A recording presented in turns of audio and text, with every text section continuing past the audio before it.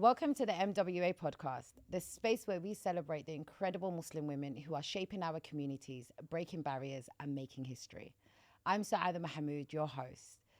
And joining me on today's episode is someone who is truly inspiring.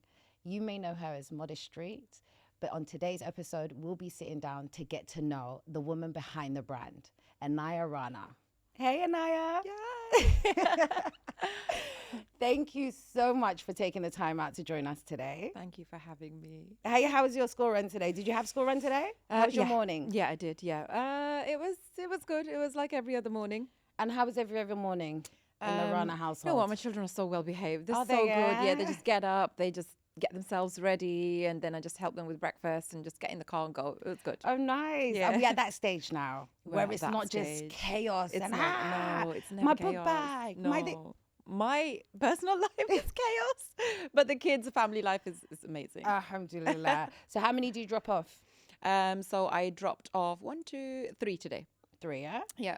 And primary school, high school, where? So one is in high school, secondary school, just about to do his GCSEs. Oh, wow. And then we have 2 in primary school. Oh, nice. Yeah. My daughter's in year 6 and year 1. Okay. So we're doing our SATs I this have year. one in year, year Do you have 6. one in year 6? Yes, Oh my he's doing God. his So you SATs guys as are well. doing 2 exams. You've got the GCSEs going on Yeah. and the SATs. Yeah. Oh, so where'd you go to school, Eniyah? How'd you grow up? Oh my God, I grew up in Birmingham. Did secondary you? school. Are you Brum? Yes, I didn't am. know. Really? I didn't. Oh my God. There's going to be a lot I didn't know. Okay. There's Oh, yeah, gonna, true. There's going Okay. to be a lot of, oh my God. Yeah. So Brum, whereabouts? Born and brought up in, I don't know whether you will know. Have you I'm heard sure of people will. Lozelles? I'm an LOZ girl, babes. Oh, is that where you went to high school or is that the area? Yeah, that is the area that I grew up in, and my high school was actually Perry Beaches Secondary School. Oh, Shout out. so who were you in high school, babe? Who was I? Yeah. what Drama kind of queen. was, Yeah, through and through. Yeah. was drama one of your favorite classes?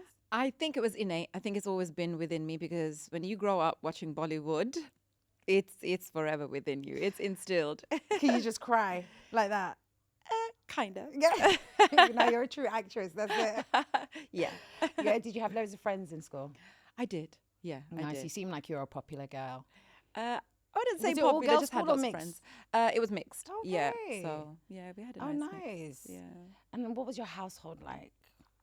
My household was a very quiet household, actually. It was just it was only me, my brother, mom and dad Oh, is growing it? up. Yeah.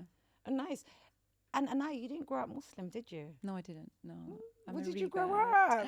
I grew up as a Hindu, Okay. and I reverted when I was in college. Oh, wow. You were so young still, though. Yeah, I was. So what yeah. sparked that for you? I've always said this online as well. Everybody, I think, kind of knows. I was really inspired by the way when people had like arguments with each other, or had fallen out with each other, had beef with each other. I'd love how they'd make up during Ramadan. So they'd share their iftar with each other. And back then, iftar was at like 3:30, just when college would finish. So everyone's just like walking up and down out of college, and people who have fallen out with each other just sharing their food and making up. And I was like, wow, I like that. Do you know you saw a really nice side of it? Wow. Like, of course Yeah. we did have that. Yeah, and it but I just- was so anti-Islam. So anti-Islam. Yeah, I was like, I've had the tattoo done, so I've got the big Do you? Om, What is that yeah, called again? The Om symbol. Okay. Yeah. I've had it removed now. But yeah, I was so anti-Islam, and I had like a group of friends who were so anti. And Was your household anti? no, Okay. they weren't. It's just, I think, how you grow up with like your certain circles. But I guess you have a plan and Allah has a plan, right? And Allah thought, Allah is the okay, best I of see planners." you. Okay, don't watch. I got you. You and your Yeah, Gone. exactly. Gone. Oh, alhamdulillah. How'd your family take that? Not very well. I think it was a very big shock. I think like Hinduism and Islam have always been like sort of like on par with each other, or sort of not with like always been separate with each other. So it was a bit of a shock to the system, a hell of a shock to the system actually, for my mum. And my mum and dad were divorced then, so I was living with my mum. Okay. My mum and dad divorced when I was in year 7. So when my mum found out when I was about like, I think like 17 years old, she had a huge shock. Yeah. That must have been a huge shock for It her. was, yeah. It's just- how did divorce How did you deal with that? Did that affect you? Obviously, it affects you, but like, and do you feel like that affected you? Because yes, the divorce between your mum and dad. Oh, I think I was glad, like looking back in hindsight, I was so glad that it happened because it was every day, like I was in between, or me and my sibling then, we were so in between all of the arguments. And now looking back as a parent, like growing up and watching your children witness a very toxic environment is really not good. It's very traumatic for the mental health. So I think back then I was just really glad that they just divorced and it was just the end of like toxicity in the house. So your household seemed a lot calmer. Calmer, Yeah. yeah. Did your mum seem happier? Yes. Yeah. Sometimes it's that though, isn't it? Sometimes people are not meant to work out. Yeah. Do you know, you're meant to work out separately. Totally. Yeah. And it doesn't take away. Did you ever feel like it took away from you as a child? As in, do you ever feel like, do you know, they do, like, I see a lot of this stuff where they say like, my parents divorced and like kind of ruined my life. Obviously you said it didn't because they were so toxic, but like do you feel like no, I think it helped me progress a little bit more. Good. Yeah, helped me focus a little bit more. Oh, nice. Yeah. And then how was you and your mum's relationship after that? Not the divorce now. Sorry, I'm jumping to let's jump. I'm jumping to now. Yeah. I do jump a lot, babes, Okay. but I feel like we'll get each other with Okay. this. Let's jump around together. Yeah. Hi, so no, I was going to say, so then afterwards you reverted. Your mum wasn't too happy with that. Were you kicked out? I wasn't necessarily kicked out. Everything just happened at so fast speed, like at times 2, times 10 speed, because I was also so scared of like the reaction of what how my mum would react. So I think 3 months after reverting, I had found my now ex-husband, my then partner. And I think it was just like 3 months. We actually eloped. Eloped is not the right word. That's a polite word. We ran away. I ran away and got married. I ran away, guys. Not a good thing. Did you actually? I don't even know why I'm laughing, babe. Yeah. Did you actually run away? Yeah, I did. I did. Oh, you were a little rebel, weren't you? Yeah, I was. Hey, did you do it in the middle of the night? Was he 7 waiting for p.m. you is outside? still middle of the night for me. In my head now, he's outside waiting. Yeah. And he's got a loud car because you live in Birmingham. Brum, brum, brum, brum. No. And then you came running out. How did I happen? No, he was actually from Somerset, and he'd come to visit me, and I had a curfew that I had to get home by 7 p.m. So he took a wrong turning on the motorway. I think we'd just gone for a long drive, and it was getting late and late and late. It was getting like 7, 8, 9 p.m. And I thought, oh my God, my phone started ringing. My brother's belling my line down. My mom's belling my line down. And I'm like, oh my God, they're going to kill me today. And then I just looked at him and I was like, let's run away. So it was my idea. Of course it was. Of course. it was. Yeah, only me. Only me. So we ran away. Did you? And life began.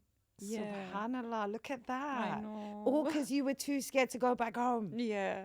Do you know what's so funny? I can relate to that because I feel Really? like, I can. Do you know like when you go out with your friends? Yeah.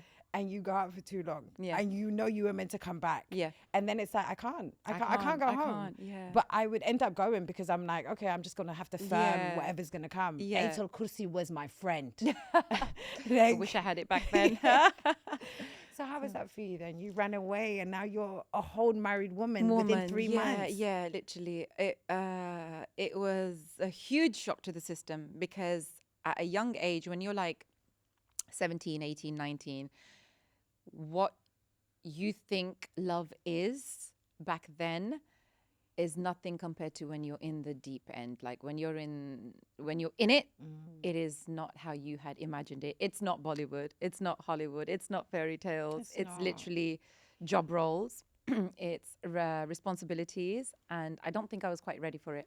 My little self was definitely not ready for it. Yeah, you were thinking you were doing your big girl move, like I need to get out of my house. Yeah, not having to run away anymore, not having to see him secretly, not having to... I'd be able to like wake up every morning with him, and everything's just going to be so great, freedom. But was it at least, did you have your honeymoon period?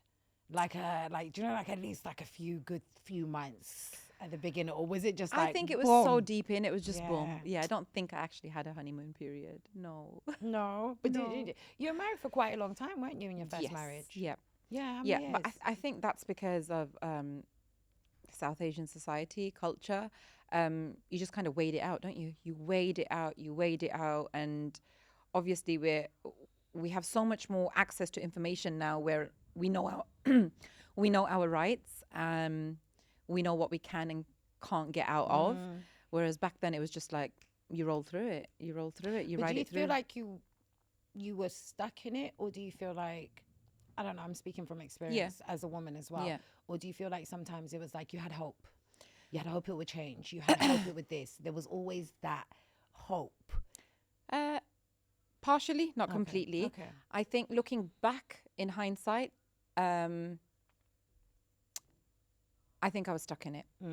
But when I was in it, I think I was just, it was life. It was just every day, go to sleep, wake up, and it's just life. Yeah, rinse and repeat. Yeah. But you had 5 kids. Yeah. When did, mashallah, 5 kids? It's not small, babe. Yeah. You look, I don't know how you look like this and you have the 5 kids, but Allahumma barak. You had 5 kids. When, after which kid were you like, this is too much? Like, I don't want to do this no more. After the 5th. After the 5th, yeah? Okay. Yeah, after the 5th. I think it just took its toll on my body. And we were just going through highs and lows and ups and downs. And I was beginning to find myself after my 4th child online when I started like YouTube. That's where I began. So I was just starting to find my career. And then in comes another baby. And I'm like, oh my God, this is going to tie me down. And what am I going to do? And how am I going to keep up the pace? So I think after the 5th one, I was like, no, I can't do this anymore. Yeah. But life really started though after that, didn't it? Yes. Like, even though it came after, how was that for you? Like, you started your social media journey. Tell us a bit about that. I always say that I was a bored housewife waiting for my husband to come home. I never really knew what he was doing, apart from he was a restaurateur, but I couldn't understand like the late hours that he would come home. And I got really bored. And that was, I think, the peak of when like the hijabi influencers had just sort of blown up on YouTube. And I used to love watching them. And I used to look at them and think, oh my God, I'd like to be one of them, because I was always a performing arts student in college. I was a dance student in college, and I've always had the love of Bollywood inside of me. And I was like, I have this flair, I could. So then one day I just asked him to buy me a camera, buy me a laptop to edit. And he actually did. Okay. And I think it meant for him, like, okay, she'll stop like bugging me at night to find out where I am and whatnot. And it kind of worked for me, because I spent all of that time waiting for him to come home to kind of like figure out how cameras work, how editing works, how laptops work. You know, I hadn't had access to a laptop for so long. Wow. And it just unlocked something so new for me. And you're really self-taught though, isn't it? Literally then, if that's the case. Yes. Yeah. Like from dealing with the camera, editing, all of these things. So you taught yourself? Yes. Yeah. Yeah. Thank goodness for YouTube tutorials. You know, honestly. you just taught me so much as well. Yeah. So after that, what was life like? I started growing slowly but surely on YouTube. And then we moved over to the Instagram platform, which was popping back then. There were no algorithms. There was nothing. You could post a picture of an apple and it would just blow up, you know? And that was like kind of like the prime of like when I started on Instagram, and I was having fun. I was really enjoying Instagram. I'd found my mark. I'd found my place. I was very, very comfortable.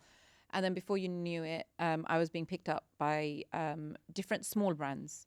And they made me see my worth. I didn't even know that I could charge X amount because I didn't know my worth until small brands. There was one brand in particular who said, she was like, what do I owe you for this week? And I was like, oh, so-and-so. And she said, no way. She said, no way. She said, do you know you're worth this much? And she put a figure down, and I was like, oh my God, I'd never earned that much before. Jazz? Yeah. I knew it. I knew it. Millionaire hair mist. Millionaire hair mist. Jazz, if you're watching, love. Oh, no. Yeah. I know it's Jazz because I was telling her, she speaks so highly of you. Really? Because last time I was saying that I met you when I worked for that company, Modest Drove. Yes. Shout out Modest Drove and Rashida. So I met Jazz then, and she would work with so many different influencers, and then she just stopped, and then she was like, the only person I will work with is Modest Street. Really? The only person that actually gives me a return on my investment is Modest Street. She used to sing your praises. Wow. So yeah, so that's amazing. Yeah, she made me realize my worth. So from there you were like, no, I want this much. I want this much. Good. Yeah, and she taught me. She said she used to call me modest. And she's the only person who's allowed to call me that, like with so much love. She used to say, modest, when you walk in or when anyone asks you what your fee's in, modest, you're going to say this amount. Good. And I was like, wow. Good. And I never thought I'd even be able to earn that, which is a fraction of like what I earn now. Allahumma But it's a barik. start, right? Yes. And it's you're worth what you think you're worth. Correct. Oh my Yeah. God, the mind. But Yeah. that's it, right? Opening up slowly for someone to pull your coat and be like, no, you need to be earning this. Yeah. And they say, khalas, we're on the Yeah. way up. Yeah. Oh, I love that for you. So what was one of your biggest collaborations or the biggest brand that approached you that you were like so excited about? There have been, What's your first? I want to know the first one. okay, so the very first big brand partnership that I had was with Tesco. And that was just after I had decided that I'm going to divorce for the final time, because Okay. I've been in and out of like separating from my first husband like many times over and over again. But that was like the final straw. And I'd been put in such a position where I was financially stuck. Everything was stripped from me. I was living in a house where I then needed to pay for the rent and whatnot. And I was just under a lot of pressure. And boom, ya Allah, Allah sent it. Allah sent it. And it was SubhanAllah. my biggest paid campaign. It was a really big deal. I tried to shoot it the best that I could. And it blew up online. It blew up differently. Oh my God. And it was for the school uniforms. No way. Yeah. So did you have your kids involved in that as well? I did. Yeah. We had so much fun as well. It was fun. It was really nice. And it showed on the campaigns. Oh, that's amazing. How do your kids feel about being on camera?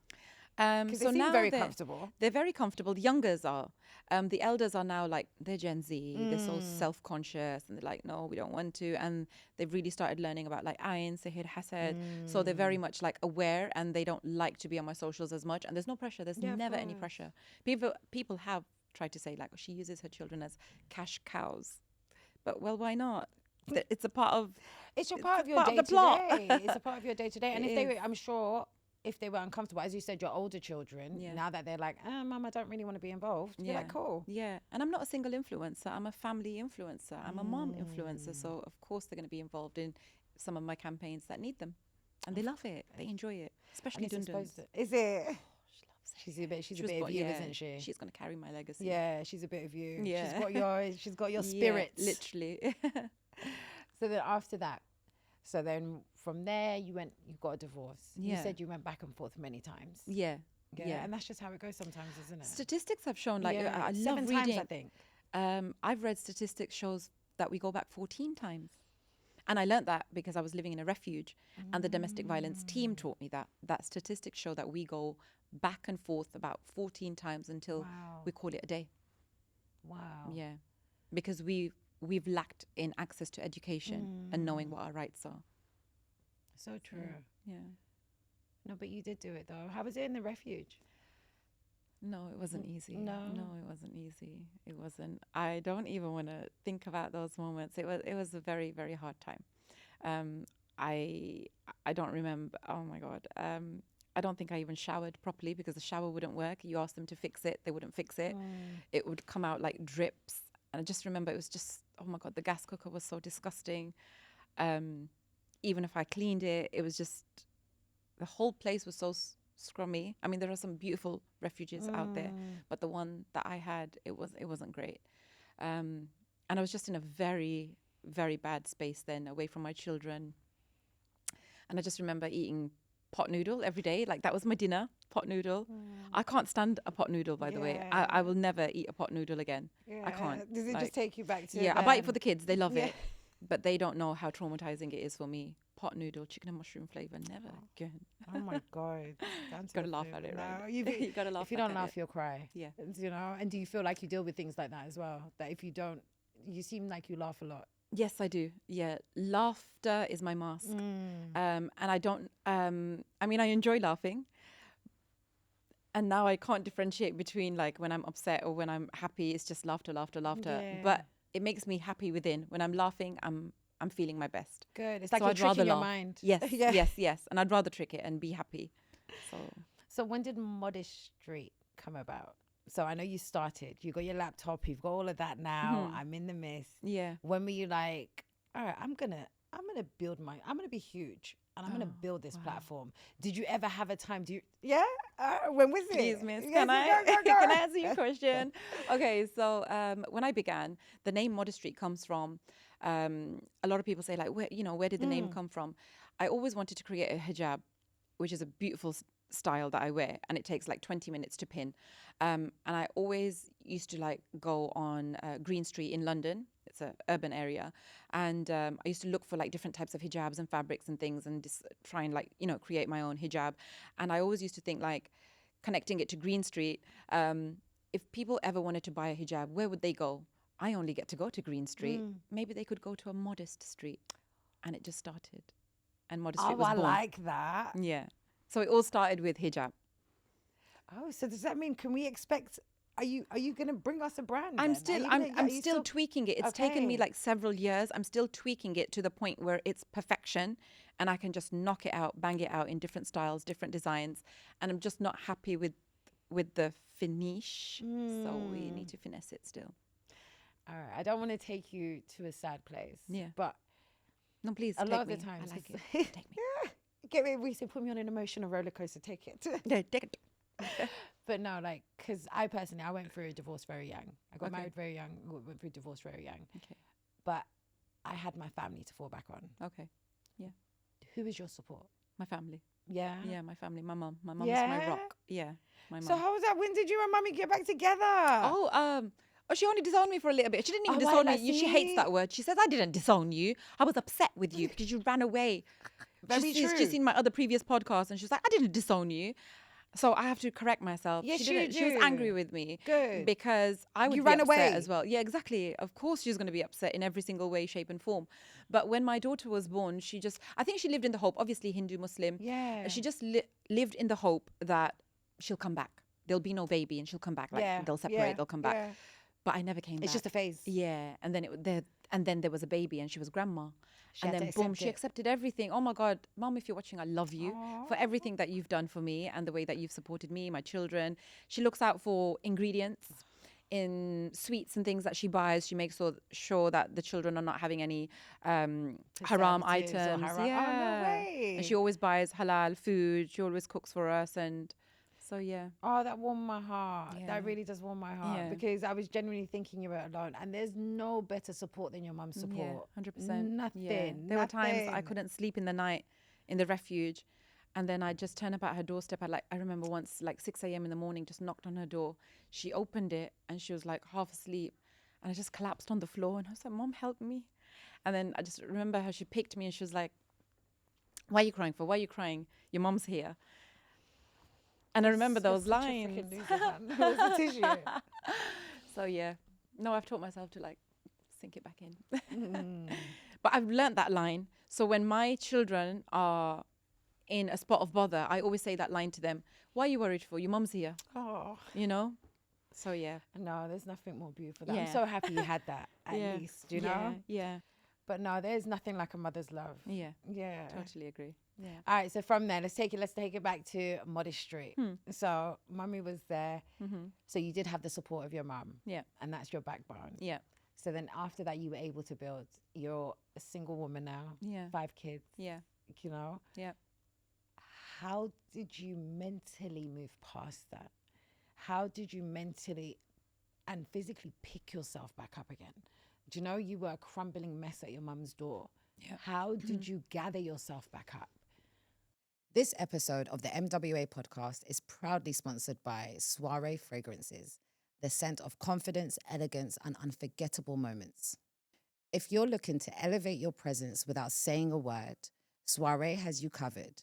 The luxurious, long-lasting scents are crafted to turn heads, whether you're heading to a boardroom, a brunch, or a night out. So my current favorite is the Pink Elixir. It's bold, smooth, and compliments every single time. Treat yourself or someone special. Just go and visit soireefragrances.com. To answer that, we have to go all the way back to how it got to that stage. Take it back, babes. Take it back. If we fast forward everything, I'm good at fast forward. Yeah, good. It started when I found myself on Modesty and I realized that, okay, this could go somewhere. Before you knew it, I was at events, I was socializing with people. I hadn't really stepped out and socialized with people and met new people, new faces, new conversations. And before you knew it, I was in the beauty space and I was seeing the way people live. I was seeing the way that, okay, lifestyles are different versus what I've got at home. And lifestyle at home doesn't always need to necessarily be cook every day. There's such a thing as takeaway. I didn't even know that, by the way. You're lying to Wallah, me. I didn't even know that it's such a thing where you can have like days in a week where you can have takeaways and give yourself a break. I was constantly like cooking and looking after children and whatnot. And if we're fast forwarding, I found myself, and then the separation started between me and my then husband, and I realized like we were not really for each other, if that makes sense, and we were really starting to drift. So my then husband, bless him, you know, this is like no hate on him, he was starting to blame social media for it, and I was starting to look back at life thinking, I've been molded. This is not the way that I should have been living my life in the first place. You know, we should have been in a space where we're all comfortable and in a space where we get breaks, if that makes sense. 100%. So one day it just got to a point where we were just no longer able to communicate with each other. We were no longer able to have decent conversations with each other. And I'd actually left the marital bedroom, and I was sleeping with the children. And then things happened in between. I don't want to even talk about it. Let's just fast forward it. I went to my very first Harvey Nichols event with Hourglass. Hourglass is such a first for me because it was the beginning of the making of Modesty, who I am today. And I still keep in touch with her, like the lady who'd invited me. Yeah, May. She's amazing. May Chung. She still keeps in touch with me on Snapchat. And she still works for Hourglass, by the way. Shout out May Chung. Shout out May. I went for a couple of hours, and by that time I was earning from Millionaire Hair Mist and Baselift as well, who have still kept me on. After all of these years, like they've still, through everything that I've been through, ups and downs and highs and lows, shout out Baselift, they've still kept me on as well. But that just shows how awesome you are. Babe, no, but for real, it just shows how awesome you are. No one's going to invest if you're not in a good investment. Yeah. Let's be real. Yeah. But sorry, carry on. Yeah. And then, it started, I was able to pay childminders to look after my children. So when my husband was going to work, I was like, if I've got an event to go to, here you go, I'm off. And I went. On my way back, I get a phone call from the police and social services, and they're like, we're outside your house. We're waiting for you. Your children have been taken to a place of safety, and so has your husband. And there's a cause for concern.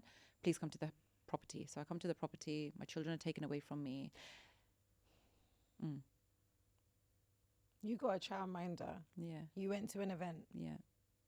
They were told to leave before the police got to the house. Are you kidding me? I'm serious. And then and that's it. And I told the police officer. So wait, you went home. So were you at the event? I was at the event. At the event. Yeah, finished the event on my way back. Yeah. You were already driving home? I'm only 20 minutes away from the event. Okay. Yeah, coming home. You were only 20 minutes away from home? Yeah. Okay. I can't digest this. So then you were out? A complaint had been made Okay. that I was abusing my children, that I was abusing people in the house. Whatever the situation, they were taken away. And the first thing that I did was I pulled out my phone and I said, hang on a second. I said, I know where this is coming from. And I said, I know why it's happening. Please take a look at my Instagram. And I went like this. This is me. And I was like, this is what they're trying to stop. And she took one look at my Instagram and she said, protocol is protocol. She said, I have to do what I got to do. And she said, she said, keep on doing it and don't ever look back. The Who police is officer. that? The police officer? Yeah. She said, don't ever look back. Social worker, she was like protocol, and she didn't really speak much, but it is what it is. And I think I've been through the emotions of that, where it was just a long, hefty back and forth of like fighting for the Where children. Were your kids? They were taken to a place of safety. Yeah, with your husband. Yeah. Your husband's safe, the kids are safe. Yeah. Away from you. Yeah. Okay. Yeah. Did you stay at home? Did you stay in the house? I wasn't allowed to because it was a rented property. So either person had to leave the property, and it was literally court commenced the day after. And judge said, I'm just going to sit here until one of you decides to leave. Oh, wow. And then I bit the bullet and I was like, okay, I'm going to have to leave because the children, the schooling, the everything. It's here. It's here. So I left, and he said, "You've got 72 hours to leave." The judge was horrible to me. Was he? Yeah, I've never been liked in a courtroom, by the way, guys. Maybe things will change next month. I don't know. But yeah, and he gave me 72 hours. I went, picked up some clothes in a bin bag. I just remember 2 bin bags, one in each hand, just dumped whatever I could. And I had £500 in my bank account. And I left. Gone. And I went to my mum's. And life began then. And that's when I realized things happened afterwards very quickly. I ended up in a refuge because I was just unable to control everything that was going, and I really needed help, and I needed emotional support as well. And I just remember making a promise to myself, actually, on the prayer mat in the refuge, crying at Fajr because I couldn't sleep. You know, I couldn't sleep, guys. I couldn't sleep to the point where I used to work until I was tired. And then sleep would come, and I'd fall asleep on the couch. And then I'd wake up again, and I'd start filming again. Some days I didn't even brush my teeth. Like, it was just this rigmarole of staying busy and not falling into depression. I refused to fall into depression. I refused. Whether people agree with that or not, that worked for me. You find what works for you, and that worked for me. You sound like you was a functioning depression. Yes. You sound like you were in Okay. a, Yeah. because you still sound like you were depressed. How could you not be? Yeah. But you refuse to fall. You Yeah. refuse to Yeah. sink deeper. Yeah. Yeah. Yeah, and I made a promise to Allah. I don't know whether you want to call it a stubborn promise. I remember saying, I'm not going to stop until I become what they didn't want me to become. And I'm not going to stop until modesty becomes a household name, whether it's talking about her lifestyle, whether it's talking about her children, whether it's talking about the way she cooks, the way she speaks. She's going to become modesty. Yes, she is. And I don't know if I became either. You did. Even just the way you're saying it now, it's like, it goes through me because you did. You did, babes. The way you inspire so many. Myself, I'm going to put myself first and foremost. Wow. Wallah, the way you inspire, because, babes, I don't know. For lack of a better word, if this is struggle, you make it look so good. Wow. Like, mashallah, the way you've been able to just keep dusting yourself off and keep building. Wow. When did the kids come back? They came back after about 2 years, I want to say, in total. Yeah. But in those 2 years, if you think about it, I could have sought to alcohol, drugs, or anything else to keep me off it. But my drug was my work. Your work. And it kept me alive. And it keeps me alive until today. And that is why I protect my work so much. When someone comes for my work, I will come for you, because that's my drug. That makes sense. But so Ada, It's you know how what you saved say, you. you know how you say, like, you always like dust yourself off. I've not always been that person. Okay. I became a very vicious and bitter person when my children were taken away from me, because I was so young.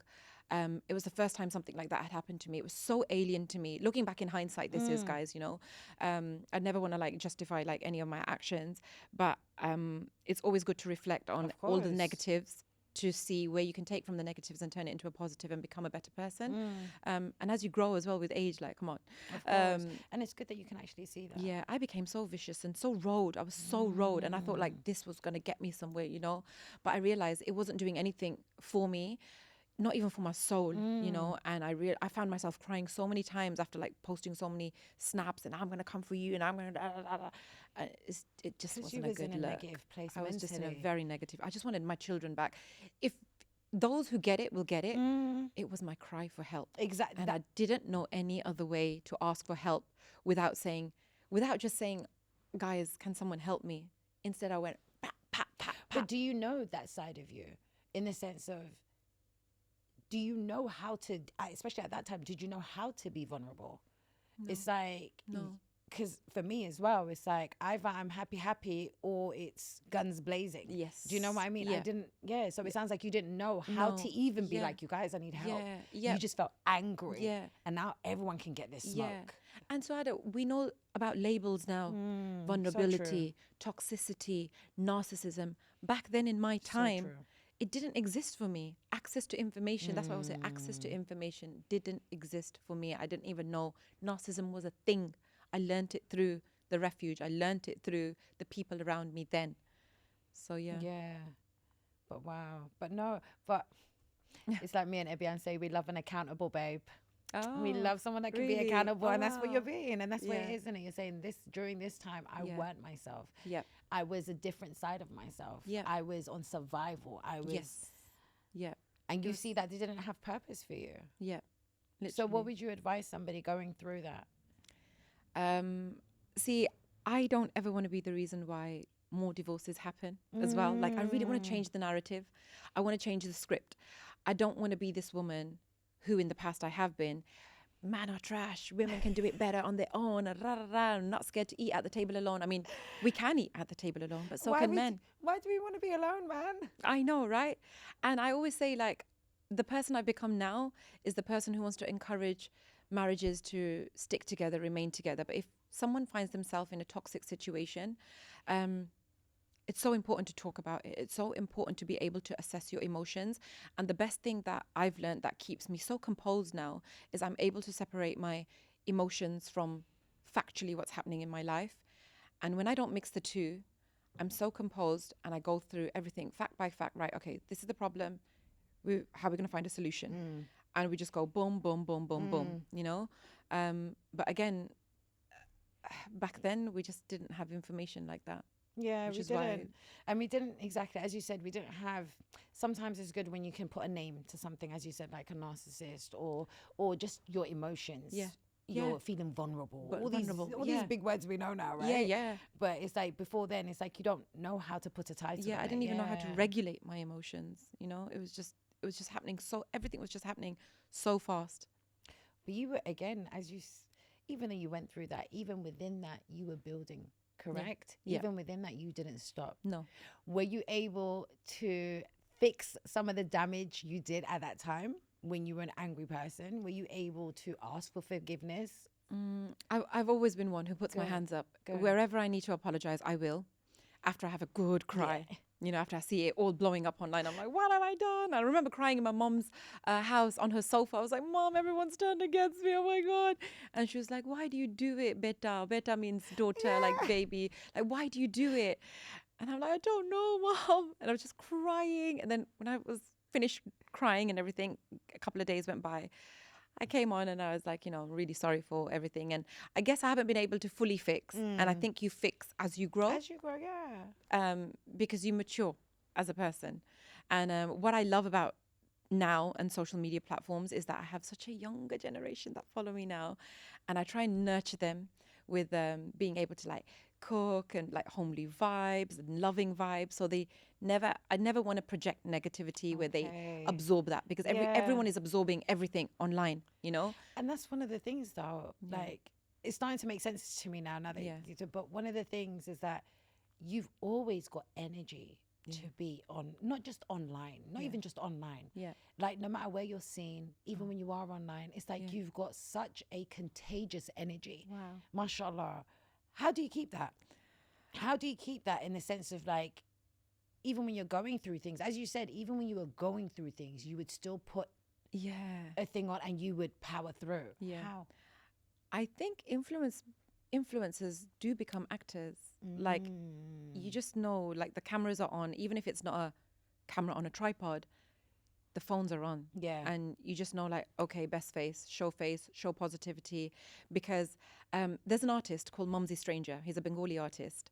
And he taught me something when we were working together on a project once. And he said, people will always remember you at face value. They may never see you again. They are your followers. They are your fans. And you make sure you give them the best version of you so that they remember that and they support you for a lifetime to come. That's so true. And I've always remembered that.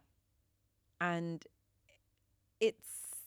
you can't even put a price tag on valuable information like that or advice like that. And I carry that all the time. So I'm always trying to project like positive energy, always.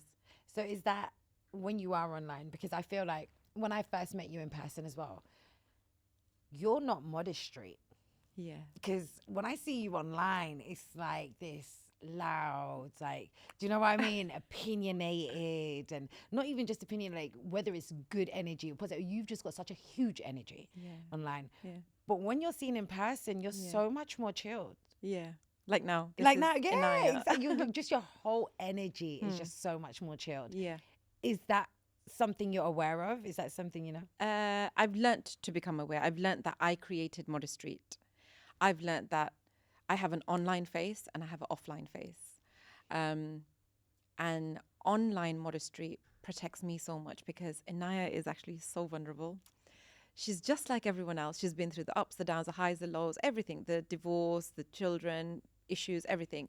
But Modest Street, she's so unapologetically her. She's a ball of Okay. energy and she's just like, nothing given. She's just Sasha like, boom, Fierce. let's go. Yeah, it's my Sasha Fierce. It really is. Yeah. And I love her, Yeah. you know. And you feel like she protects you more. She protects me. Yeah. Yeah. Yeah. Because it's almost like someone will say something, like you get a toxic comment in the live streams or something. And it's almost as if Anaya's modesty is like, don't worry, I got this. Yeah. Bam, bam, you know? And it's like, people like it. People, Yeah. Who wants to see a boring person? And not even that. You need, because I feel like, do you know, even with the whole Sasha Fierce thing and all of that, right? I feel like we all just have different sides to oneself, Yes, right? We yeah. all just have different sides that we lock into and tap into, Yeah. right? So even like when you're saying like, oh, I'm a bit more softer, I'm this and that, that's a side to you. Yeah. Even when you were saying that you were spazzing out online and being in your angry state, that's another side to you. We Yeah. all have these different sides to Yeah. us. And I love that you were able to build up one side of yourself Yeah. to be able to be out there. And do you know what I Yeah. mean? That's Yeah. the confident actress side of you. That's the Yeah. performing arts Yes, side of yes, you, right? correct. Yeah, it's a performance. Yeah, exactly. Yeah, but I really enjoy it. But when I'm really comfortable in your space, Eniyah and Modest Street, we come together. Exactly. And you've seen that. Yeah. And I love that when I'm so comfortable, and not a lot of people get to experience that. And I think it's just for like my loved ones. So Thank you, babes. yeah, I love being in your space, Swada. No, babes, you're an know. enjoyment to be around. Wallahi. Wow. Yeah. But no, okay, kids, because I've got 4 kids. Yeah. And mashallah, you have 5. mashallah. I have 5, yeah. Yeah, and your eldest are looking like they're the same size as you. Yeah, Diverse. same height. Mm. And you've got daughters as your eldest. Yeah. You got 2 daughters and then a Yes, son? yeah. Yeah. No son, yeah. How is that? How do you juggle like the different sort of them growing up, them no longer listening, them Yeah. do you know how do you? Yeah. Or maybe they were listening. Yeah. Do you know how Yeah, do yeah, you yeah. kind of navigate 5 kids, still being a boss babe? It's been hard. I can It's been hard. I don't know whether you saw the ruckus online with me and my daughter. I did. Yeah. I did. I saw little bits of Again, that. you know how you said there are different sides of you? I've unlocked so many layers of me. And I find out about myself all the time. And every experience has been a new experience. And those were experiences until I learned how to separate my emotions from my logic. But just before that, I think that was like the last episode that happened. I think there was just a lot of misunderstanding between me and my eldest. And it happens. This generation is so unbothered. You guys are So opinionated. You're so opinionated. We love it though. We love it. I'm learning from you guys. And Is it it because teaches you me. think also because we've allowed them to be like that, right? Yeah, of course. Because we've given them everything that we couldn't us have. as millennials, exactly. I yeah. feel like we've softened up a bit, and then Yes. we've given them like what we couldn't have or what we didn't have. Yeah. Do you know? And that Yeah. just gasses them up more, man. Yeah, To definitely. always have opinions on everything. Yeah, yeah. And then the typical excuse is, you don't listen to me, you've never been there for me.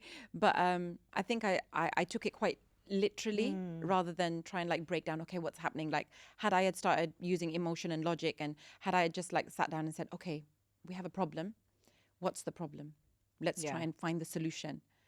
Rather than going, okay, you know, but I was so glad that she went to her dad's house. She was at a safe space. Good. And I'm so glad that she's seen that the grass is not greener on any side apart from mom's side. And I'm so glad that she's found happiness everywhere, you know, and I'm so glad she's reconnected. Did she have a good time with her dad's side? She did, and she still Good, does. And she's good. come back and she's been able to be the bridge between my children and dad reconnecting again. And wallahi, I love that for them. I really do. There was a time where I was like, no, I don't want them. Their children shouldn't see their dad. But no, I just feel like I am so whole now because my children have everything now. My children have Yeah. mom and my children have dad. Yes, we're not together, but they have mom and dad now. Yeah. And they have dad's extended family. And it's a huge family.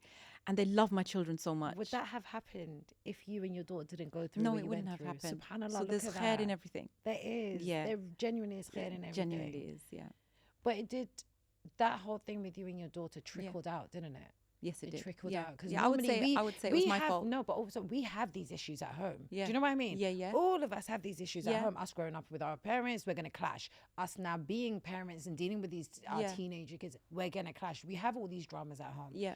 Your one just spilled on that Yeah. everybody now has an opinion. Yeah, it was my of fault. Yeah. But I didn't do it for that purpose, but it opened a conversation.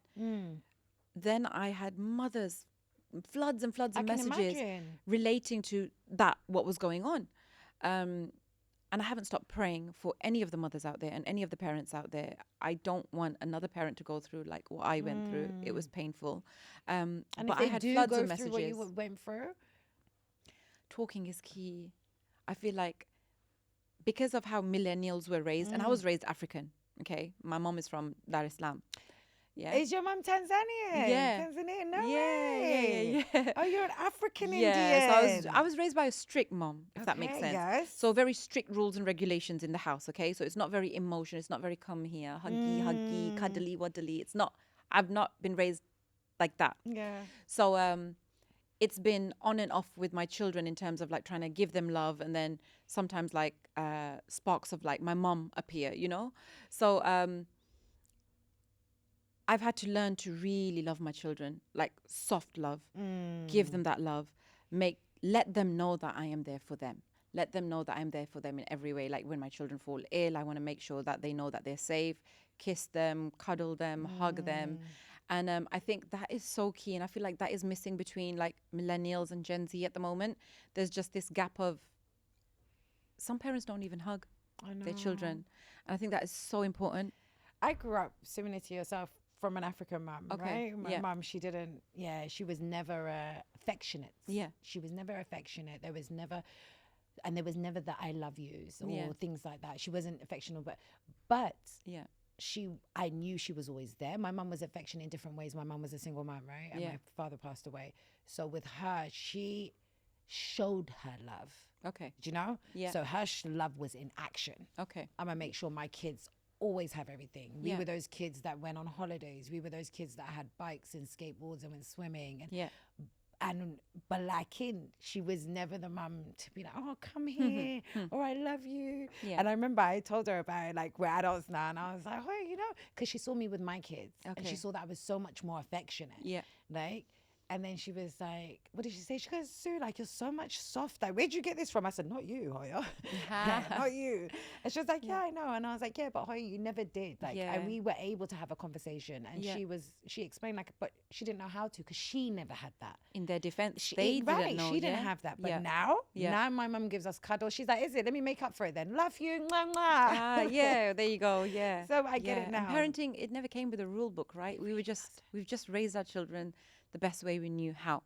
Because again, we never had access to information like we do now. Yeah.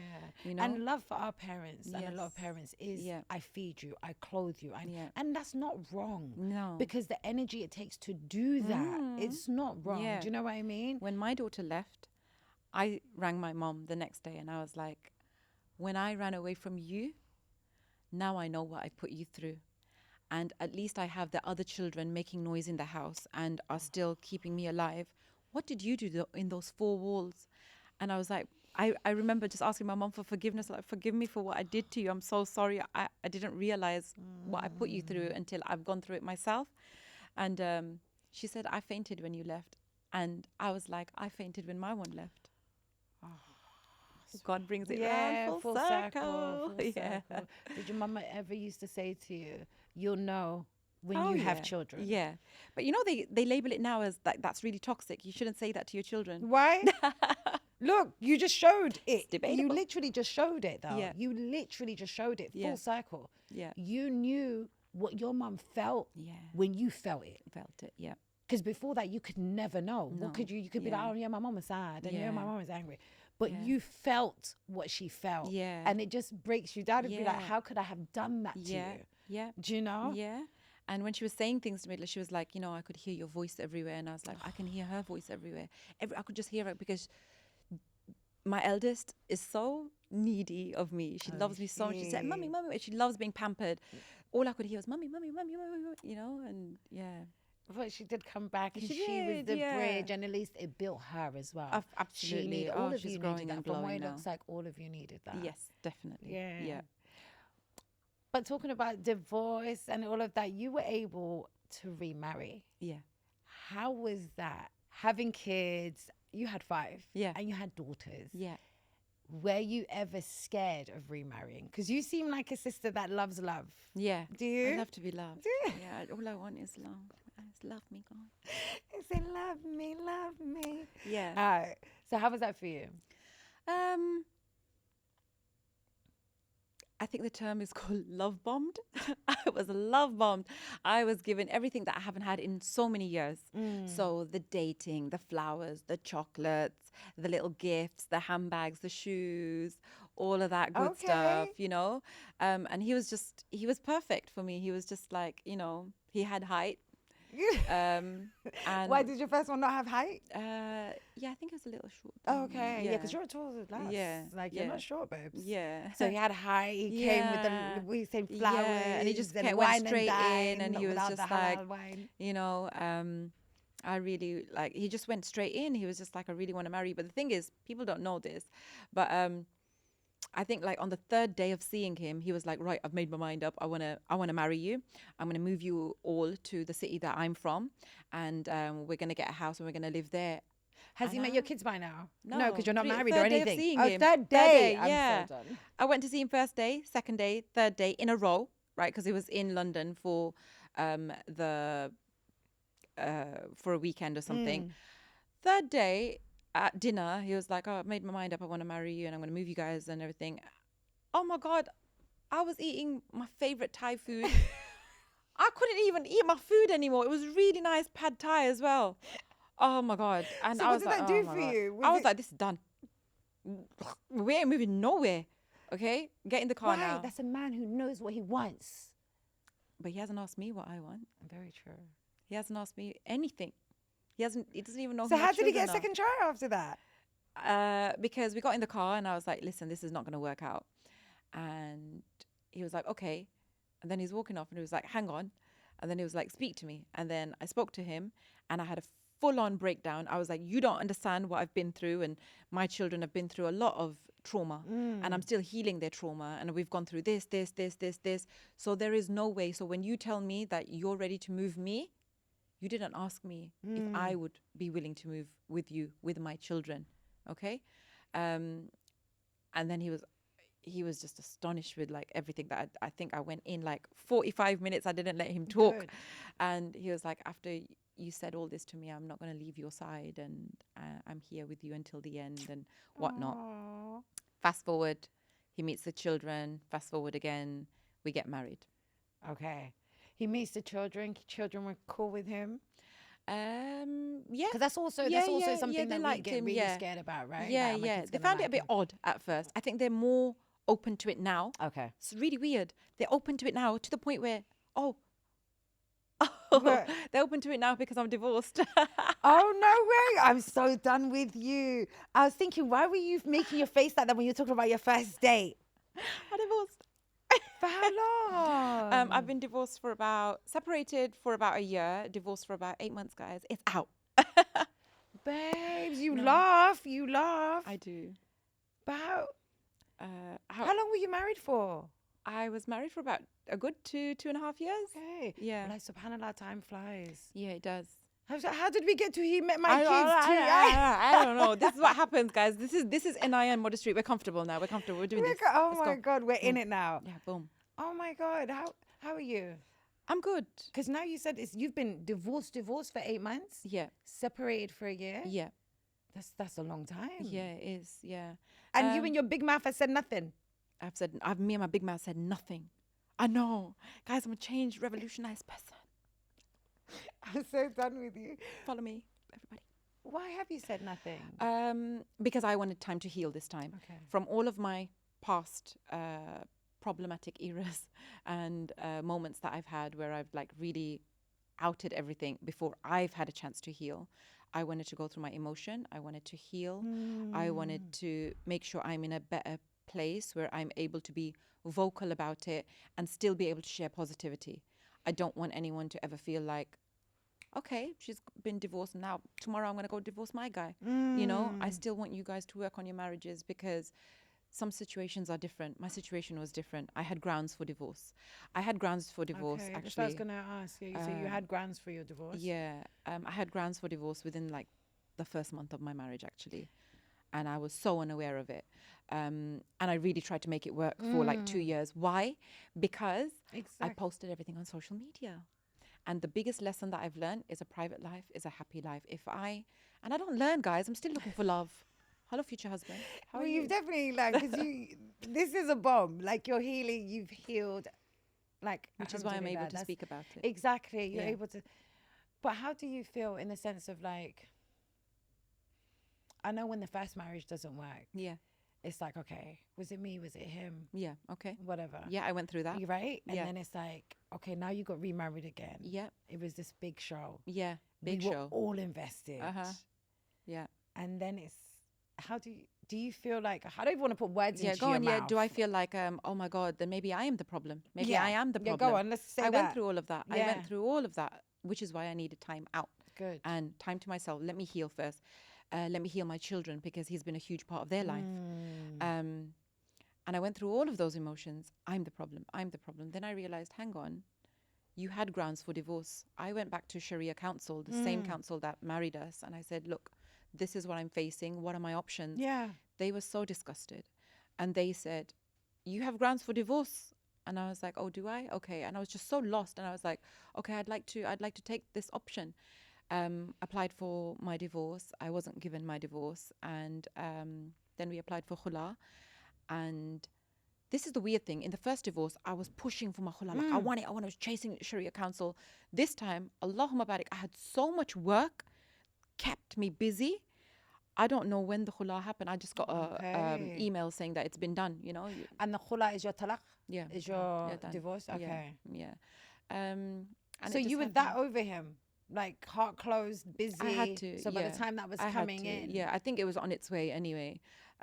Because if you think about it, like the situation that I faced was in the first month of having been married. And it was such a blow to me and like having to find out certain things. I was ready. Yeah. I was ready. Yeah. I took a lot of time out. Your community doesn't like divorce too much. Well, nobody does. No, they don't. Nobody does. But the Desi community. Yeah. And you're kind of like the face of it a little bit. How do you feel about that? I think I'd love to break the misogyny today. Our South Asian community, and this is why I love, by the way, my Yemeni community, Somali community. I love the African community because they've changed my mindset. It's all about mindset, guys. And it's time to break these social norms where in our community, the woman is looked down upon if she's divorced once, twice, 3 times. Like, oh my God, she's getting married again. No, she's divorced again. You know? But you don't say nothing to the men. And it's so basic. We have to get into it, right? Because Islam and culture is so different. Islam has never frowned down upon the divorced woman. Allah dislikes divorce. Exactly. His throne shakes when we divorce. He doesn't like it because he created man and woman to be together. I'm getting to the plus side of this. And culture frowns down upon the woman. So what I want to say is that I want equality in divorce for males and females because, and this is just like, I'm talking about like cerebral equality, like gender equality when it comes to divorce, because if a man gets to divorce 3-4 times and he gets to hold down his own and he gets to go to work, come back and no one's saying nothing to him, don't say nothing to me, sir. You know? Very true. Yeah. But do you feel like, because no, a lot of sisters, we get remarried, because I've been divorced twice with you. All right. Yeah. And as a Somali sis, like everything's written for you. At the end of the day, if things weren't meant to happen, they weren't meant to happen. Do you know what I mean? If it's not meant to work. Have you heard of the third love theory? I've not. That really- Bro, anyone who's married divorced twice, there's a third love. I believe in it. I'm gonna find the third love. I don't learn. We don't Okay, learn. but I don't want to learn. What's learning? What's Being learning? alone. Exactly. Is that the option of learning? You know what? This is something which is so underrated and we don't talk about enough. I believe marriage is one of the most underrated sources of happiness. Yeah. So I want to get married again. Yeah, good. I love that for you. So many of us go through things and break, right? Yeah. And be like, never again. And Yeah. I will never make this Oh, mistake again. and I will never. Again. Because it's the Arab community. They said to me, I was like, I'm divorced because social norms, social South Asian culture. I'm like, I'm divorced. My Yemeni friend was on the phone and she said, yes, so. She goes, so crack on, find your third. And I'm like, she was like, Eniyah, our Arab culture is so used to this that we don't let you sit around and feel sorry for yourself. You get up and you find your third husband. Yeah. The Somali culture said the same to me. And do you know what it is? It's not just to make light of divorce, as in like it's a breakup or something. It's not to make light of a divorce. Yes. But understand within our community and within our culture, not just the Somali, I'm just saying the Muslim community. Yeah. We don't date. Well, we shouldn't be. Yeah. Right? Yeah, We yeah. shouldn't be dating. Yeah. We shouldn't be doing these things. Yeah. So how do you get to know somebody? Right? You got to know them now that we're married. We might, because you never know somebody until you live with them, right? As even you guys could be like married and separated and you still don't know. You've lived together, it didn't work. Allah doesn't like oppression, right? Yeah. We've been given option. The one thing we've been given is free will, Yeah. right? Yeah. And we don't have long. Yeah. So do I advocate or do I applaud a divorce? I do not. I think for me, it's heartbreaking, right? Especially when there's kids involved and things like Yeah. You guys didn't have Totally more agree. kids, did you? You didn't know you still No, I got your didn't. five. No, Ah. yes, I have my 5. Yeah. Bye. Now, Bye. bye. Yeah. My goodness. But no, I say that to say, like, with us, it's like where other people would date for many, many years and they'll have a breakup, right? With us, that's what divorce is for us in a Yeah. little way, in the sense of like, we didn't get a chance to date, so you've gotten married, it didn't work. So then it's like, what we meant to do? Yeah. So no, alhamdulillah. Listen, if you're happy, we're happy for you. Yeah. Yeah. Do you know? I'm- Because I'm certain things are content. not meant to work. Yeah, so if you're correct. happy, we're Yeah. happy for you. So what have you learned from this, sis? If you are speaking to a potential, learn to vet your potential. There is, Allah says, let your elders vet the potentials. I understand why now. I didn't vet my potential and I didn't let my elders vet. When they were vetting and in their zone, I said, you lot are doing the most. You lot are doing too much. Stop it. Did you allow them? Yeah, I did. But I stopped them. I was like, you're doing too much now. And if they had continued, maybe I wouldn't have been married. But then if I didn't marry this person, I wouldn't become this version of me. Every divorce has made me a better version of me. I've learnt a lesson. By the way, the third love theory, we have to come. Oh, Yes. we have to No, get into it. I'm sorry, guys. you got to take me to Okay, that. the first love theory. So your first love is your childhood crush that Okay. you can Fair look back enough. at and think like, oh Yeah. my God, really? Your second love theory is it can happen many times. So you can go through many marriages, many partners, many relationships, okay? And you learn a lesson through each relationship that forms you and shapes Okay. you. And your third love is the love that creeps up on you when you least expect it. And that one's the real one, hopefully. And that's the real one. Third time the charm. Yeah. Okay, khalas. Number 3. Yeah. No, but alhamdulillah. And how is you and your... Do you know, when you get a man into the household, it changes the dynamics does. of Oh, home, yeah, it right? does. Have Yeah, you it guys back does. it to normal now? Yeah, we are back to normal. And again, lesson learned. I don't think I like that dynamic. And I don't think that dynamic works when you have children from previous. And it's okay to be in a different dynamic because you have children from previous. And my children are my be all and end all. And they come first for me. So if I was ever to like go into like the potentials of another marriage, it definitely wouldn't be the dynamics that I had the second time round, for sure. All right, cool. Let's transition into you as a TikTok girlie. Oh, God. Yeah, because you went from Instagram babe Yeah. to an absolute machine, like a money-making machine on TikTok. How? What took you over to TikTok? And now, like, you've become one of their top sellers, right? Like, even TikTok are like, Eniyah. Yeah, I'm one of a few that are Yes. sought after. So I think I went full force. I was thrown into the deep end with my previous agency on TikTok, and I felt like I didn't fit in then. And I had to find my mark. It was very much filled with like Gen Z doing their thing, and then in comes a millennial and like, hello.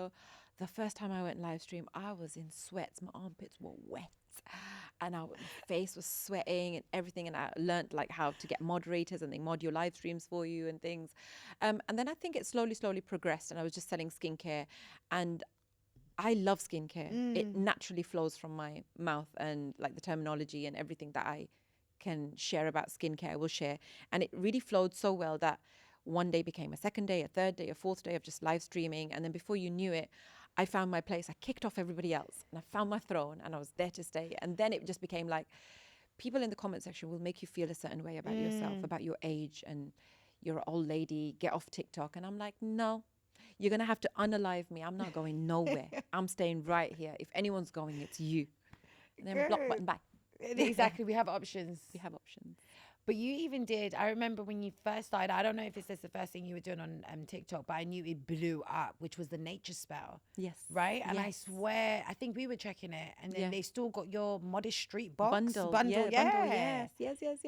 That was the first bundle ever. So shout out Nature Spell. If you guys are watching, you guys changed my life. I actually just Did purchased. they? I purchased the house. Like I did it. Like I did it. I bought a house for What my do you mean? children. How did you just drop that in there? We say Nature Spell bought me Because a I had these house. conversations with Nature Spell. It's so nice. They changed my life. TikTok has changed my life, but Nature Spell like really gave me everything that I needed to really see that deposit money come through for the house. Busy, And I was yeah. like, oh my God. And then it opened up the potentials of like everything else that I could possibly do. You've got your fingers in many a pies. Yes. How is that juggling it with the kids? I think we found our way. You know, Yeah. if someone was to ask you the same thing, I know. it's you just wake up and you just crack on, right? so true. You It's just a do. crack on thing. And we've worked out ways of how we can like work around each other. So if I need the children picked up from school, then I know someone's available, and we kind of plan the day ahead. And that helps. Planning ahead And you were helps. able to buy a house from TikTok. Yeah. Babes, like what advice would you have? What advice would you have for a sister that wants to start, that's trying to figure out life, that's gone through a hard time? To make money on TikTok? Yeah, what would you advise? It's not easy. You need thick skin. Other than that, the money is very good. It helps. It lets you sleep at night, because I actually made the full shift over to TikTok when the genocide happened in Palestine, and I had to pick my side, because I was working with every leading beauty brand, global brand that you can think of. I've worked with them. And then you find out that they're under certain umbrellas that actually fund the genocide. And I couldn't sleep at night, and I had to pick my side. And I picked my side, and then I kind of shifted over to TikTok, where it's smaller companies, smaller businesses, and it's more like commission based. It's more like people call it a QVC. Okay. To write and do whatever works. And that's exactly what I did. I went to sleep thinking, just do what works for you, even if it's pennies. The paychecks are not as great as what it was working for premium brands, but it's okay. TikTok are now premium brands for me. I will look after them. And we've built relationships. And for me, that was going from ground zero, working my way to the top again. I was a nothing when I joined TikTok again. I was just one of many 8 million people on the app. And finding my way through again, it was adventurous. I've had fun becoming top seller, because I wasn't top seller. Yeah. And it's been really fun. It's been good. I love the way you challenge yourself, and I love the way you enjoy it. Yes. So you're saying make sure it's something you enjoy. Yeah. You have to enjoy it. For me, it's waking up every day, and I know that my job is different every single day. I don't have to sell the same thing every day. I don't have a 9 to 5. My hours go on though. Like my hours are like way beyond 9 to 5 and beyond, because it's very demanding. TikTok is a very demanding app. You have to make video content, live streams, and it's just trying to juggle the cooking in between, which is why I flick the live stream on while I'm cooking. Makes sense. And it's been amazing just building a community. And it's so nice to see a community which is not just Muslim anymore. The non-Asians follow me as well. I get stopped in the road by non-Asians. Definitely. Yeah. And it blows me away. It blows me away. No, we all love you. Yeah, it's not Love just it. the Asian community. You're ours. Your mum was born in Africa. Okay? You're one of us. literally. But no. Okay, so from there, now, as I was saying, you're one of ours. Yeah. You are actually one of ours when it comes to the Muslim Women Awards. Yes. Right? Yeah. So you are part of our committee this year, Yeah. which we're so excited for. Last year, you were on our stage, you presented an award. Yeah. And if I just tell you guys how selfless Eniyah is, just for 1 second, because we had her up, right? I think it was year 1 or year 2. And then after that, for some reason, we weren't able to get through to you and yada, yada. And then after that, when we actually did get through to you, we were like, "Oh, Eniyah, look, we want you to be involved. Like, you've become a finalist." And you were like, "I don't want it." You were like, not in a rude way at all. It was more like, and you literally said, "I want this for someone else. I want to share this space for someone else." You said, "Me, I'm already enough. Give it to somebody else." And that just sums you up. You're always trying to put people in front of you. You're very community based, aren't you? You're very, even with these smaller brands. Yeah. And what drives you to do that? Because you could be like, "Oh, you're too small for me," you know?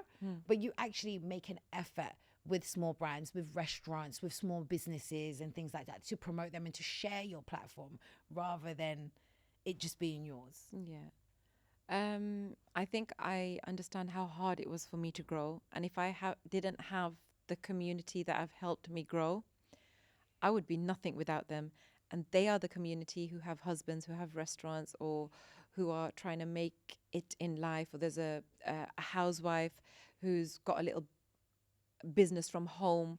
I remember being that housewife. You wouldn't have recognized me 15 years ago, you know, wearing a big long maxi dress, greasy hair, nappies and babies to my hip, and someone's trying to make a go of it. I got you. I got you. And you were involved in a lot of charitable stuff, right? Yeah. Bill Moss. Yes. Yeah. Again, I think Allah picks who He wills. It was never meant to be, because I feel like it's too much pressure for me, and I have a lot of work going on, so it's really hard for me. There was the floods in Pakistan that happened, and a friend of mine was just crying on the phone, and she was like, "Please make dua for the orphans. Like, some of them have been washed away. There's been floods at the bottom of the mountains." And I was like, "What can I do?" I've just heard her cry. So before I went to sleep, I told my PA to open a GoFundMe page. I plugged it on Snapchat.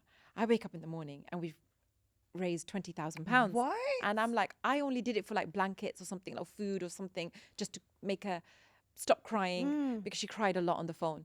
And I rang her in the morning. I said, "Look, I've raised £20,000. Like, why don't you get blankets and things like that for them? Make sure everyone's okay."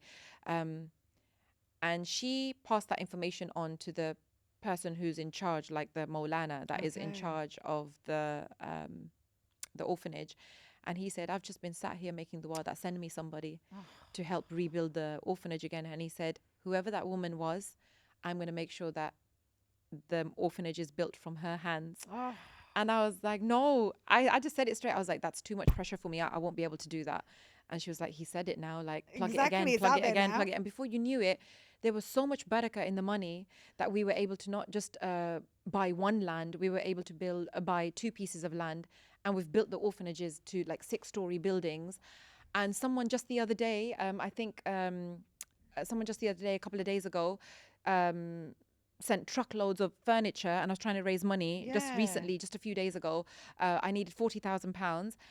Someone sent a truckloads of furniture for both buildings, all 6 stories. What? Principal office, science rooms, computer rooms, everything. It's all been furnished. So now I've got like 40 grand, and that's going to cover me for next year, and we're good.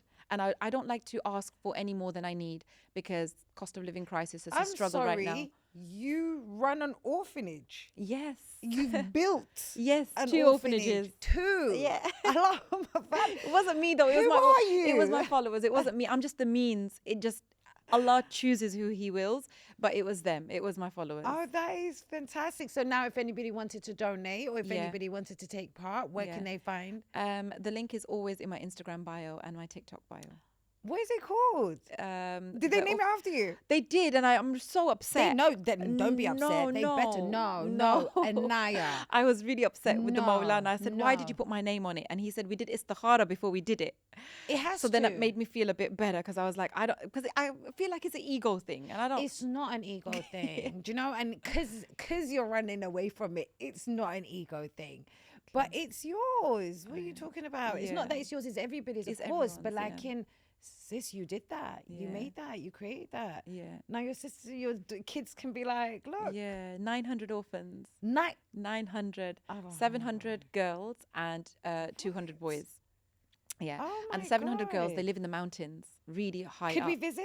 Have you Yeah, visited? I've not. I want to. I Okay. did say that once it's all up and running, Yes. I'll come and visit then. I just don't have the means right now because Okay. I've just purchased a house. And Yeah. so when Allah wills, and I don't want to pay for my flights out of like what we've Of fundraised course. as some people do. I know. I just want to be in a better position when I go.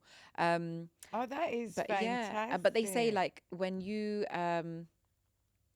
give education to a girl, she educates her entire bloodline. Oh my babes, that's our saying for Yeah. MWA. All right. So what is it? They say if you teach a man, you Yeah. teach a man. Yeah. If you teach a woman, you teach a nation. Yes. Subhanallah, it's because Yeah. a woman just There you trickles go. it out, right? Literally. Oh, that is Yeah. incredible. Yeah. No, I'm gonna talk to you about that more off here because I want to be involved. That is Oh wow! fantastic. I would love that. I would love for anyone to be involved. No, that is honestly. fantastic. We Yeah. need a proper charity to connect to our MWA this year as well. Really? Yes. Oh my God! And that is wow. incredible. That's just made my whole day. No, that is incredible. I can't believe you have 2 orphanages. Yes. No, may Allah put barakah in it Thank you so much. and protect those children in there. Thank you. But no, so moving on, Hmm. you've done so many different things. You wear so many different hats. What are we going to be expecting from Eniyah coming? What was expected of me is already out there. Okay. And there's some things I can't talk about because I think they're confidential. With related to work, but you guys are already supporting it, and I love it. I love to see it. I just sit back and I watch, and I love everything that you guys are about, and I love the way that you guys support, and I love the way that people just come together and just support anything that I put out. If I say go and blow this up, Yeah. boom. What are you guys? I love it. But you know, in saying that, that is your followers, not just followers, your supporters. That's what we're going. Yeah. Those are your supporters. Do you have a friendship? Do you have a village of girls? Do you have like a, because you know, you see so many of these sisters all meeting up and going out, and plus you need someone to bounce off of. Do you have your own female village? No. I don't fit in a circle. I don't think I ever I've tried to. I just don't think I fit in. Because I don't know, like I feel like the influencer industry, I don't know, maybe it's the same for every industry, but the influencer industry can get quite catty. And don't get me wrong, I've made mistakes along the way as well. And I prefer to just be this person who doesn't fit in. It's what makes me different. It's what makes me stand out. I fit in with my followers. I relate to them. I'd rather be. Some of the best friends that I've made were from followers. Like they were my followers once, and now we're friends. And I don't fit in the industry. I think It's because you're not just that. I'm not just that. I'm not bougie. I'm You not can't be just put in a box. Yeah. You're an influencer. You're a creator. You're an entrepreneur. Yeah. Do you know you wear too many hats? And maybe? sometimes my house is like Disney. Like some days I'm Sleeping Beauty, some days I'm Cinderella, some days I look in the mirror and I'm Fiona. And it's just like I want people to see every side of me on scruffy days, You're so on good days. brave. That's just what's so courageous about you. Really? Because it's exactly that. It's like throughout all of it, you're gonna see whether I'm crying, whether I look amazing, whether I'm cooking my food for my kids. Like just throughout all of it, it's just authentically there. Yeah. No, it's the inspiration. And this year you are on our judging committee. Yeah. So you'll be attending. You attended our awards last year. Yes. And how did you find it? I loved it. I loved being in the back and clapping for everyone and just seeing they were so excited for the awards, right? It was so nice. And people from all different spheres. I know, that's Doctors, just so cool. nurses, all Footballers. sorts. Footballers, You yeah. got- we had- Poets. Horse riders. Horse poets. riders, yeah. Amazing. No, we've got so many. I know it was amazing. Your speech was incredible as well. Yeah. You speak so well in a room, babes. Like, Thank you. like you do grab a crowd. Like you're Wow. able to draw everybody in. You speak Wow. very confidently as well, Yeah. mashallah. Thank So how are you able to, the last question, because Yeah. we've been yapping for Yeah. absolutely ages, but you're so interesting. And I know we've not even hit the surface. We We've haven't. not even we hit haven't. this Call is me just back an again. iceberg. You have Part to two be. pending. Can I come back when I get married? Please. Allah, la, la, la. Babes, I love you. Yes, babes, you can. Say You can. And give us inshallah. our inshallah. And it'll be, what is it called? The golden one. What's the third one called? Third love theory. That's it. Yeah, that's it. The Third time love. the charm, Yeah. inshallah. But no, we are so grateful to having you on. And where can we find you? Like, we don't know where to find you. Where can we find you, Eniyah? Just type her name, Modesty. She's everywhere. She is TikTok, everywhere. Instagram, Snapchat. I think those are my three most main powerful platforms. Oh, actually, rewind. Yeah. Going back to MWA. Yeah. If you was to nominate anybody, Yeah. I know this question is normally difficult because it's like at the top of your head, but I'm gonna ask it anyway. Yeah. We've got our nominations open now. They Yeah. finish on the 30th of July. Yeah. If you was to nominate anybody, who would you nominate? Like out of the blue, anyone Out of the from my blue, community? Oh my absolutely God. anybody, and they don't have to need a following or anything like that. You have someone? Yeah. Oh, I love that. You see the cafe that we went to the other day? Yes. Swell Drops. Yes. She was a pregnant girl in her mother-in-law's house selling cakes, who reached out to me or something it was, and I fell in love with her sponge. Her chocolate sponge was delicious. She went from that bedroom Yeah. to the cafe that you saw, and how bougie was it? Beautiful. And Beautiful. I think we haven't covered one topic which I really Yeah, want to go talk on, jump about, in. which was like, this isn't just about like women empowerment. This is about like men. I really want to change that narrative as well. I really want to, it's not about like men can do it, women can do it alone. Women can do it better with men clapping behind them. Men can do it better with women clapping behind them. It's a two-way thing. And that's the conversation I want Yeah. us all to push now, that narrative, because we're so done with women this, and we know No, we're good, so but done men know with they're all good this, too. as I like to call it, all this pill popping. Yeah. Because everyone's on like a red pill or a blue pill or a pink pill. It's like, can we just come together? Can we just come back together? And on top how of it that, used to talk be? about men, Some of the men are my biggest supporters. I was just about to say, even with us, with the Muslim Women Awards, the men have been our biggest support. Even now, the Even studio now, that we're in, exactly. literally. Yeah, So the so- men have been our biggest supporters. Exactly. So we appreciate I you. think We're not without against each you. other. We want to work with Thanks. you. And she was supported by the backing of her uncles. Again, men. You know, To she's open the- up, and the space is beautiful. Yes. Like, no, I'd love to nominate her. beautiful. It's Yeah. in Ilford, guys. And Swell she Drop in struggled Ilford. with babies. And she children. just She's literally, she was serving us the other day with a tiny little Yeah, baby in her 1-year-old. hand as well. Yeah. Yeah. And no, So- even that though, her service is incredible. So Yes. no, it's sisters like that. Yes. And you guys, we want you guys to nominate. And this is the kind of, we want your everyday sisters that are around you guys. That's who we want to shine a light on. And I love that you do that all the time. Like, Thank that's you. just you. But I feel like I don't like to attach my name to everything. But MWA is going to be big. So I'm not just saying that. Inshallah, it's going to be very Inshallah. big. I don't even do podcasts anymore. I came because I like being in your space. Oh, There's not a lot of women that I can take away from, because you know how you said you're so powerful and you're always giving this energy.